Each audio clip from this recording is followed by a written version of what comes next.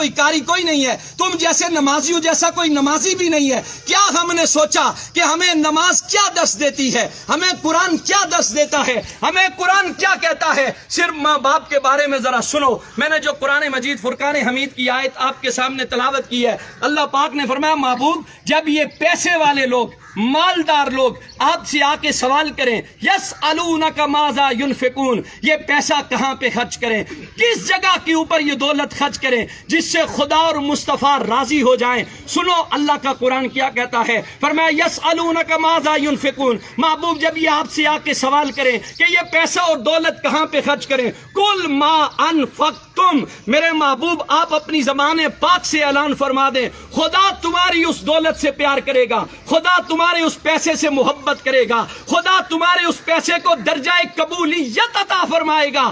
کس پیسے کو درجہ قبولیت عطا فرمائے گا؟ فرمایا ما انفقتم من خیر فللوالدین، جو پیسہ تم اپنے بوڑھے باپ اور بوڑھی ماں کے اوپر خرچ کرو گے، اور تمہیں گارنٹی مل رہی ہے کہ جس بندے نے اپنے ماں باپ کے اوپر پیسہ خرچ کیا، جس نے ان کی خدمت کی، جس نے ان کا احترام کیا، جس نے ان سے دعائیں لی ہیں، اس بندے کے ساتھ خدا بھی راضی ہے، خدا کے محبوب بھی راضی ہیں۔ یہ بات یاد رکھو، یہاں سے 7 لاکھ روپے خرچ کر کے بندہ حج پڑھنے جاتا ہے، نہ اس کے پاس مکے کے مفتیوں کا فتویٰ ہے، نہ پاکستان کے مفتیوں کا فتویٰ ہے کہ تو نے 7 لاکھ روپے خرچ کیے، تو نے کعبہ شریف کی زیارت بھی کی ہے، تو نے وہاں صفا اور مروہ کی سعی بھی کی ہے، تو مکے اور مدینے کی گلیوں میں گھوما بھی ہے، اس کے پاس سند نہیں ہے کہ تیرا حج قبول ہو گیا ہے، تیری عبادت قبول ہو گئی ہے، تیرا جھکنا قبول ہو گیا ہے۔ خدا کی رحمت کی امید تو ہے لیکن قبولیت کی گارنٹی کوئی نہیں دے سکتا۔ لیکن سنو،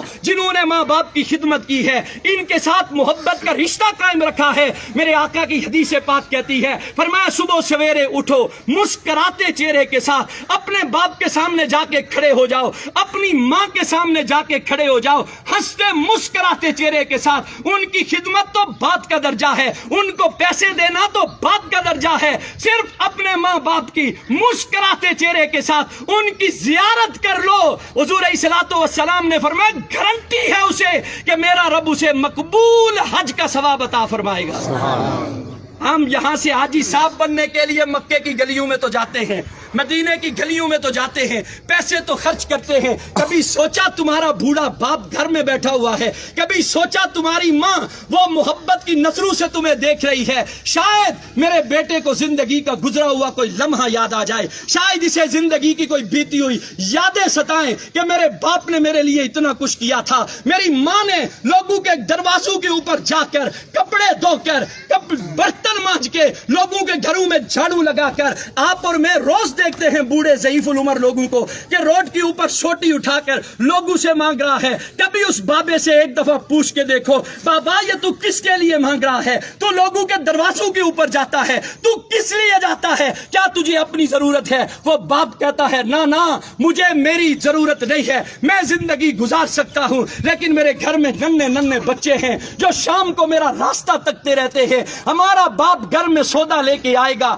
ہمارے لیے اناج لے کے آئے گا، وہ سارا دن دھوپ کے اندر رہ کر محنت کر کے تمہارے لیے لا کے وہ خرید کر کے لاتا ہے۔ کبھی تمہارے دل کے اندر حیا پیدا نہیں ہوئی؟ آج تمہارا باپ تمہارے سامنے کھڑا ہے اور ہماری یہ نوجوان نسل اپنے باپ سے کہتی ہے او جی تساں ڈن بھائی ہوئی جی انہاں دا دماغیا کملا کرنا، سڑکیں چنی تے سڑے جوان اپنے پیو نے بارے دیا گلاں نے، پاپا تس ناراض نہ ہویا، سڑے ابے اور دماغیا کملا کرنا، محلے والے گچھیا نے سڑے اما نے دماغیا کملا کرنا۔ میں حیران ہوتا ہوں ایسی اولاد پر۔ یاد رکھ لو جو قرآن اور حدیث ہمیں پیغام دیتا ہے، خدا کی عزت کی قسم کھا کے کہتا ہوں خدا دولت سے پیار نہیں کرتا، جو دولت ماں باپ پہ خرچ نہ کرو۔ وہ تمہارے سجدے، تمہاری عبادات، تمہاری ریاضات، تمہارا قرآن کی تلاوت کرنا، اگر تمہارے بوڑھے ماں باپ تم سے ناراض ہیں تو یہ بات دل سے نکال دو، خدا تمہارے سجدوں کو قبول کرے گا، خدا تمہاری عبادت کو قبول کرے گا۔ ماں کا تو کیا کہنا میرے بھائی،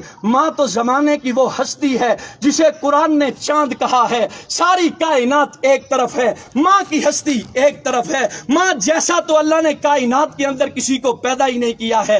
وہ ماں جس کے بارے میں ایک شاعر بول کے کہتا ہے, ایک مدت سے میری ماں نہیں سوئی تابش, میں نے فقط ایک بار کہا تھا کہ مجھے ڈر لگتا ہے. تابش کہتا ہے میں نے زندگی میں ایک مرتبہ کہا اماں مجھے ڈر لگتا ہے, اس کے بعد میری ماں نے سونا ہی چھوڑ دیا. ایک اور شاعر بول کے کہتا ہے, وہ کہتا ہے وہ اس ڈر سے دوپہر کے وقت بچوں کو سلا دیتی ہے, شاید کھلونے بیچنے والا پلٹ کے واپس نہ آ جائے. ایک اور شاعر بول کے کہتا ہے, وہ کہتا ہے جس گھر میں روٹیاں 4 ہوں بندے 5 ہوں, اس گھر سے ایک ہی ہستی کی صدا بلند ہوتی ہے, مجھے بھوک نہیں ہے, وہ کوئی اور نہیں ہوتا, رب کعبہ کی قسم وہ ماں ہوتی ہے. ایک اور شاعر بول کے کہتا ہے, وہ کہتا ہے زمانے والوں ماں کی عزت کرو, ماں کی قدر کرو. یہ وہ ہستی ہے جب دنیا سے جاتی ہے زمانہ پیسے والوں سے پیار کرتا ہے, زمانہ کوٹھیوں والوں سے پیار کرتا ہے, زمانہ بینک بیلنس اور کاروں والوں کے ساتھ پیار کرتا ہے. ماں اس ہستی کا نام ہے کہ جب جانے کا وقت آتا ہے سارے بچوں کو بلا کے کہتی ہے مجھے تمہارا دکھ نہیں ہے, مجھے دکھ ہے تو اپنے جھلے پتر کا ہے. میرے بعد اسے کھانا کون کھلائے گا, میرے بعد اسے کپڑے کون پہنائے گا, میرے بعد اس کا خیال کون رکھے گا. اس ماں سے پوچھو جو ماں سارا دن بچے سے کہتی ہے آج تیرے باپ کو آنے دے, میں تیری شکایت لگاؤں گی, شام کو شکایت بھی لگاتی ہے. باپ اٹھ کے سوٹی اٹھا کے بچے کو مارنا بھی شروع کرتا ہے. پھر یہ ماں